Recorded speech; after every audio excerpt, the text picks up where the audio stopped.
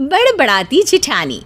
सिम्मी की शादी एक जॉइंट फैमिली में होती है जहां उसके पति राकेश के चाचा चाची भी साथ रहते थे। उनकी बहू मेघा सिम्मी की जिठानी लगती थी।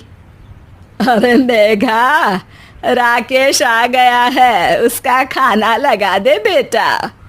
हाँ माँ, बस वो चेंज कर ले, मैं खाना लगा दूंगी। सबके कमरे में जाने के बाद सिम्मी और राकेश साथ खाना खाते हैं, जिसे देखकर मेघा को जलन होने लगती है। अरे सिम्मी, हमारे घर में पति के साथ खाना खाने का रिवाज नहीं है, तुम्हें राकेश ने बताया नहीं क्या? सिम्मी मुस्कुराकर वहां से चली जाती है कि मेघा सिम्मी की सास के पास जाती है।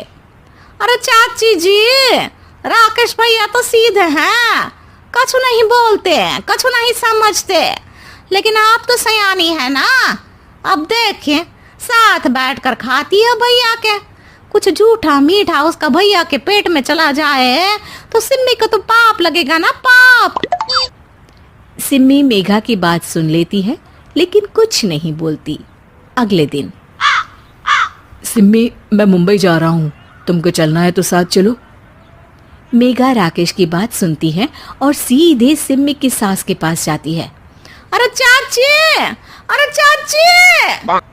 अरे मेघा, क्या हो गया? बहुत परेशान लग रही है, सब ठीक तो है ना? अरे नहीं ना चाची, कैसा ठीक है? राकेश भैया मुंबई जा रहे हैं, आप तो जानती हैं कितने सीधे हैं, इतनी दूर जा रहे हैं, कहीं कुछ हो न जाए। अरे नहीं नहीं, मैं नहीं जाने दूंगी उसे। अरे सिम्मी, पता चला है कि राकेश मुंबई जा रहा है। ना बेटा ना, वो नहीं जा सकता।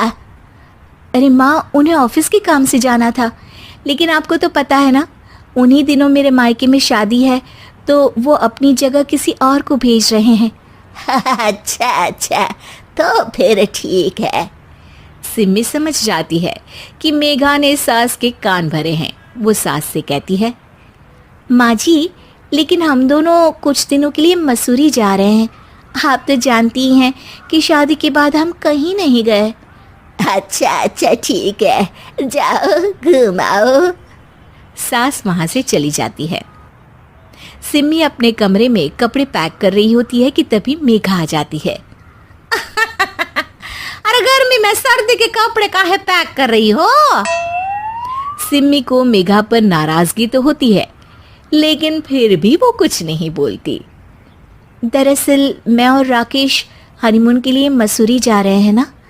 का हनीमून? हाँ हाँ, हनीमून। क्यों? हनीमून के लिए तो पति पत्नी ही जाते हैं ना, तो मैं और राकेश जा रहे हैं। मेघा भागकर सिम्मी की सास के पास जाती है। अरे चाची, सच में तुम लोगों जितना सीधा परिवार तो मैंने देखा ही नहीं है। अरे अकेले भेजोगे दोनों को? मैं और सुरेश तो कभी अकेले नहीं गए। हाँ भाई, हम तो परिवार में ही अच्छे, बड़ों के बीच, ऊपर से खर्चे है भगवान। अरे चाची, पहाड़ी इलाका है, कुछ हो गया तो? सास सीधी सिम्मी को बुलाती है, लेकिन सिम्मी तो वहीं सास के कमरे के बाहर ही खड़ी थी।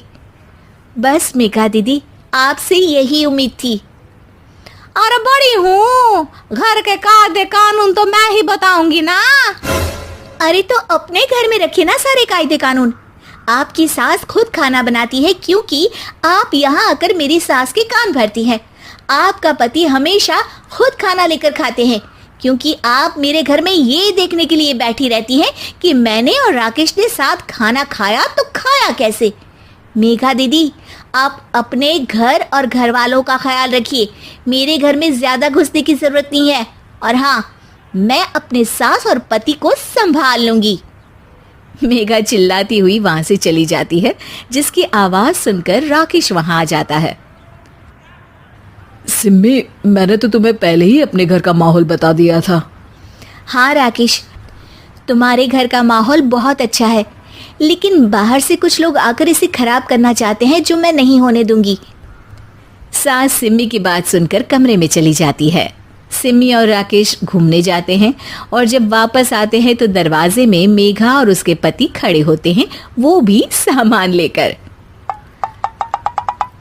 अब छोटे मर्यादा तोड़कर घूम रहे हैं तो हम काहे नहीं। अरे भाभी, तो आपको किसने मना किया है? वैसे भी 4 दिन की जिंदगी है, दूसरों के घर में ताक झाक करके बिताने से अच्छा हो मौज करके ही बिताओ।